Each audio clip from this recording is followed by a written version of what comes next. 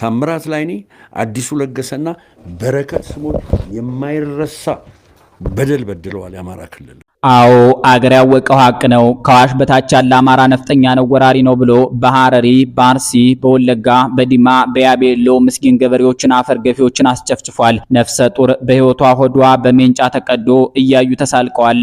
ከነ ህይወታቸው ገደል ሰደዋቸዋል። ለአብነትም 91 ሰዎችን በአርሲ በጎጆ ቤት ውስጥ አቃጥለዋቸዋል። ፕሮፌሰር አስራትን አፍግኖ ወደ ፖለቲካ የከተታቸው ይህ ነው። ታምራት ላይኔ ህዝቡ አዲስ አበባ ድረስ እየተደበቀ መጥቶ መንግስት አለ በማለት በደሉን ቢነገር አማራ የሚባል ከክልሉ ውጭ የለም አናውቅም ወራሪ ነው በማለት ለገዳዮች ፍቃድ ሰጥቷል። ይህን የሚሉን በ1990ዎቹ መግቢያ ዓመታት የአዲስ አበባ ዩኒቨርሲቲ የእንግሊዝኛ ቋንቋ ተማሪ የነበሩ አሁንም ከአማራ ክልል ውጭ የሚኖሩ መምህር ናቸው። ታምራት ላይኔ አድማሱ ይህ ነገር ከተከሰተ በኋላ ይቅርታ አልጠየቁም ወይ ስንል ለታሪክ ምስክራችን ጥያቄ አቅርበን ነበር።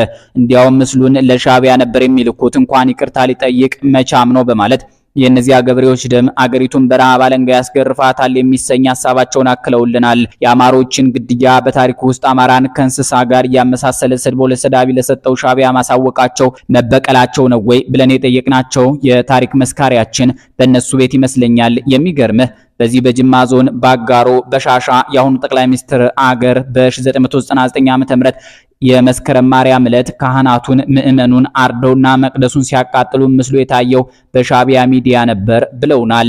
እንዲላለው የአማራ ሰቆቃ የመጀመሪያ ተጠያቂ ሆነው የሚቀርቡት ታምራት ላይኔ አድማሱ በኢህአዴግ መንግስት ውስጥ ዋና የፖለቲካ ሰው ነበሩ። በ1983 ዓ.ም ከደርግ መውደቅ በኋላ የሽግግር መንግስት ጊዜ የኢትዮጵያ ጠቅላይ ሚኒስትር ሆነው አገልግለዋል። ከዚያ በኋላ በተለያዩ ጊዜያት በ1990ዎቹ የአጋማሽ ዘመን ስለተፈጠሩ ግጭቶችና ግድያዎች በመገናኛ ብዙሃን ተጠይቀዋል። በተለይም በበደኖ በድሬዳዋና በአርባ ጉጉ የተፈጠሩ ግድያዎች ላይ ታምራት ላይኔ አድማሱ የተባለ ባለስልጣን ስሙ ተጠቅሷል። ነገር ግን እርሳቸው በተለያዩ ቃለ መጠይቆች ይህን ክስ እንዳልተሳተፉበት ይናገራሉ። በአንዳንድ መገናኛ ብዙሃን በሰጧቸው ቃለ መጠይቆች ውስጥ ታምራት ላይኔ በአጠቃላይ በድሬዳዋ፣ በበደኖ፣ በአርባ ጉጉና በሌሎች ቦታዎች የተከሰቱ ግድያዎች ውስጥ ቀጥተኛ ሚና እንዳልነበራቸው አስተባብለዋል። በዚያን ጊዜ የተከሰቱ ጉዳዮች በብዙ የፖለቲካና የዘር ግጭቶች ተነስተው እንደተፈጠሩ ተናግረዋል። ታምራት ላይኔ አውቀዋለሁ የሚሉት መረጃ መንግስት በሁኔታው ላይ ቁጥጥር ለማድረግ እየሞከረ እንደነበር የሚገልጽ ነው። በኋለኛ ህይወታቸው ላይ ትልቅ ለውጥ እንዳለና ከፖለቲካ ይልቅ ሰላምና እርቅ እንዲኖር ፈላጊ መሆናቸውንም ደጋግመው አስታውቀዋል። እንዲያውም ከእስር ቤት ከተፈቱ በኋላ ኢትዮጵያውያን እርስ በርስ እንዲዋደዱና በአንድነት ሀገር እንዲገነቡ ጥሪ አቅርበዋል። በ1980ዎቹ መጀመሪያና አጋማሽ ዓመታት የተፈጠሩ የበደኖ፣ የአርባ ጉጉና ሌሎች ግድያዎች ጉዳይ እስካሁን ድረስ በፖለቲካና በታሪክ ውስጥ ክርክር ያለባቸው ናቸው። የበደኖ ጭፍጨፋ ወይም በደኖ ማሳካር ተብሎ የሚጠራው ክስተት በ1983 ዓ.ም በምስራቅ ኢትዮጵያ በኦሮሚያ ክልል ያለው በደኖና አካባቢው የተከሰተ ነው። ይህ ክስተት በኢትዮጵያ ዘመናዊ ፖለቲካ ታሪክ ውስጥ ከተነገሩ የብሔር ግጭቶች አንዱ ነው። በ1983 ዓ.ም የኢትዮጵያ ፖለቲካ ሁኔታ በጣም ተለዋዋጭ ነበር። በዚያ ጊዜ የደርግ መንግስት እየወደቀ ነበር። በሌላ በኩል የአዲሱ የፖለቲካ ኃይል የኢህአዴግ ኃይሎች ሀገር ለመቆጣጠር እየተንቀሳቀሱ ነበር። በዚያ ክፍተት በምስራቅ ኢትዮጵያ አካባቢ በብዙ ቦታዎች የብሔር ግጭቶች ተከስተዋል። በተለይም በአካባቢው የነበሩ የኦሮሞና የአማራ ማህበረሰቦች መካከል ውጥረት ተፈጥሯል። በ1983 ዓ.ም በበደኖና በአካባቢው መንደሮች ውስጥ በብዙ ሰዎች ላይ ጥቃት ተፈጽሟል። ታሪካዊ ምንጮች እንደሚገልጹት ከሆነ ብዙ ሰዎች ተገድለዋል፣ ብዙ ቤቶች ተቃጥለዋል፣ ከተሞችና መንደሮች ፈርሰዋል፣ ብዙ ሰዎች ከቤታቸው ተፈናቅለዋል። በአንዳንድ ምንጮች መሰረት ከ100 በላይ ሰዎች የጉዳቱ ሰለባ እንደሆኑ ይገልጻሉ። ነገር ግን በትክክለኛ ቁጥሩ ላይ እስካሁን ስምምነት የለም። ይህ ግጭት ሲነሳ በብዙ ሰዎች የተለያዩ ድርጅቶች ስም ይጠቀሳል። ከነሱ መካከል የኦሮሞ ነጻነት ግንባር ኦነግ፣ ሌሎች አካባቢያዊ የተደራጁ ቡድኖች፣ በዚያ ጊዜ የነበሩ የመንግስት ኃይሎች አሉበት ይባላል። ነገር ግን ትክክለኛው ተጠያቂ ኃይል ማን ነበር የሚለው ጉዳይ እስከዛሬ ድረስ የፖለቲካ ክርክር ሆኖ እንደዘለቀ ነው። አንዳንድ ቡድኖች ይህን ጭፍጨፋ የተደራጀ ጥቃት ብለው ይገልጹታል። ሌሎች ደግሞ ይህ ክስተት በዚያን ወቅት የተፈጠረ የአገር አቀፍ የፖለቲካ ውጥረት ውጤት ነበር ብለው ይናገራሉ። በዚህ ክርክር ውስጥ የተጠቀሰ አንዱ ስም የቀድሞው ጠቅላይ ሚኒስትርና በዚህ ዝግጅት ማዕቀፍ የመጀመሪያ ጉዳያችን ያደረግነው የታምራት ላይኔ ነው። ነገር ግን ከላይ እንዳነሳ ነው እርሳቸው በተለያዩ ጊዜያት በሰጧቸው ቃለ መጠይቆች ውስጥ በዚህ ጉዳይ ላይ ቀጥተኛ ሚና እንዳልነበራቸው ተናግረዋል። በዚሁ የበረከት ስምኦንን እና የአማሮችን ግንኙነት ለመፈተሽ ተራ ቁጥር 2ን ጽፈናል።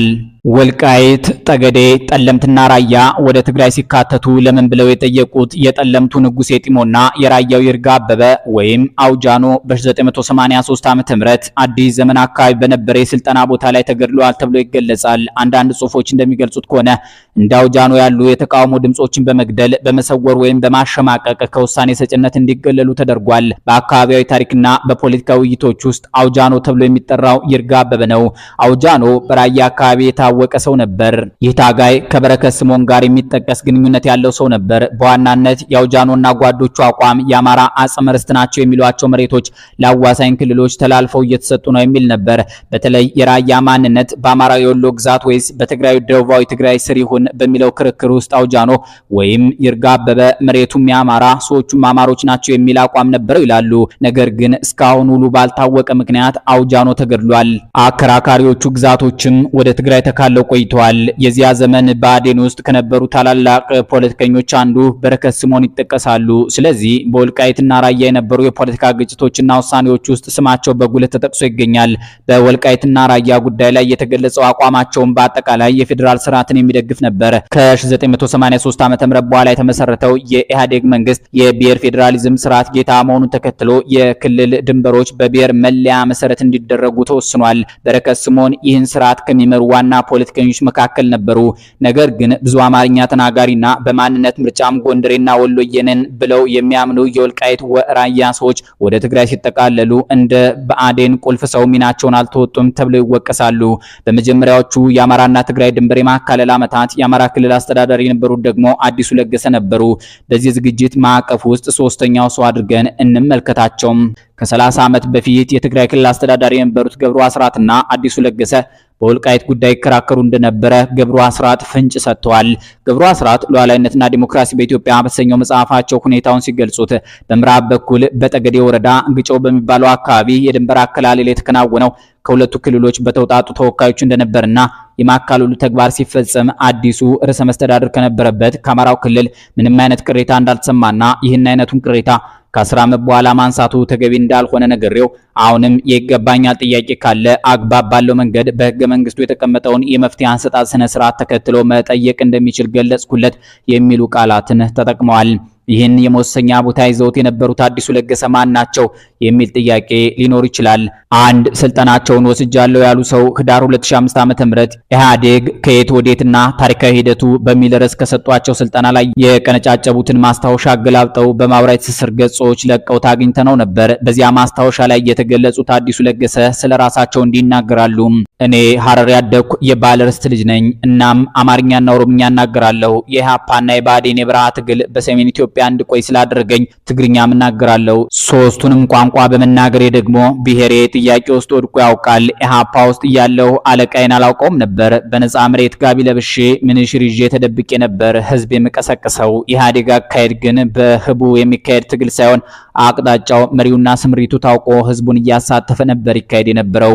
ዋቆ ጉቱም ሆነ ኦነግ በንጉሱና በደርግ ጊዜ የብሔር ጭቆና ማንሳታቸው ትክክል ነበሩ። ኦነግ ውስጥ ያሉ ምሁራን ኦሮሞ የራሱ መንግስት ነበረው በአማራ ቅኝ ግዛት ስር ወድቆ ነው የሚለው አስተሳሰባቸው ግን ሚዛን የሳተና የማያግባባ ነበር። በኢትዮጵያ ፖለቲካ በኢህአዴግ ትግል ውስጥ ጥቅሙን ያጣው ኃይል ኦህዴድን ብቻ ሳይሆን ብአዴንንም የህወሓት ተለጣፊ ነው ይላል። ህወሓትንም የሻዕቢያ ሻዕቢያንም የአረብ ተላላኪ ይለዋል። ይህ ቅቡልነት የማሳጣት ዘመቻ ስለሆነ መቆሚያ የለውም። ሰውየው አዲሱ ለገሰ እንደተናገሩትም የሐረርጌ ሰው ናቸው። ጭሮ አካባቢ እንደተወለዱ የተናገሩበት ቃለ መጠይቅ አለ። እሳቸው እንደሚሉ ከሆነ የነፍጠኛ ልጅ ናቸው። ኢህአፓ በነፍጠኛው በባላባቱና የላይኛው መደብ ላይ ሲነሳ ተባበሩት። አባታቸውን በአብዮቱ ላይ ከመሸፈት ታድገው ጠመንጃቸውን እንዳስጣሏቸው ይናገራሉ። ጎንደር ውስጥ የስፖርት መምህር ሆነውም ኢህአፓ ውስጥ ይሳተፉ ነበር። በኋላ ግን በለሳ አካባቢ የተጠራቀሙ የኢህዴን መስራቾች ኢህአፓን ትተው ለአሁኑ ያረጋ ከበደ ፓርቲ እርሾ የሆነውን ድርጅት ሲፈጥሩ ከመስራች አመራሮች አንዱ አዲሱ ለገሰ ሆኑ። የአማራ ክልል አስተዳዳሪ፣ የኢፌዴሪ ምክትል ጠቅላይ ሚኒስትርና ሌሎችን ሹመቶች ኑሯቸው ያውቃሉ። የአሁኑ የአፋብን የጦር አዛዥ ብርጋዲየር ጀነራል ተፈራ ማሞ በግለ ታሪካቸው ላይ አዲሱ ለገሰ ወደ ትጥቅ ትግል ከመግባቱ በፊት የስፖርት መምህር ነበር። አዲሱ ለታጋዩ ህይወት ጥንቃቄ ማድረግ መለያው ነበር። ለስልጠና ዝግጅት ትኩረት ይሰጣል። ወታደራዊ ዝንባሌው የተሻለ ነው። በእንቅስቃሴ ወቅት ክላሽ ከትጥቅ ጋር ራሱ ይዞ ይጓዛል፣ ተኳሽ ነው እያሉ ይገልጿቸዋል። ዛሬ አዲሱ ለገሰ ጸጥ ብለዋል። የቦሌው ቤታቸው ውስጥ እንደሚኖሩ ይገመታል። የአማራና የኢትዮጵያ ሕዝብ ግን በሶስቱም ከላይ በተጠቀሱ መሪዎች የተደረገለትም የተደረገበትም በዝርዝር እንዲጻፍለት በቃለ መጠይቆች እንዲብራራለት ይፈልጋል። ጣቢያችን ይህን ዝግጅት አድምጠው ለሚመጡ አካላት የቃለ መጠይቅም ሆነ ሌላ እድል ለማመቻቸት ዝግጁ መሆኑን ይገልጻል። አበቃን። ሰላም ይስጥልን።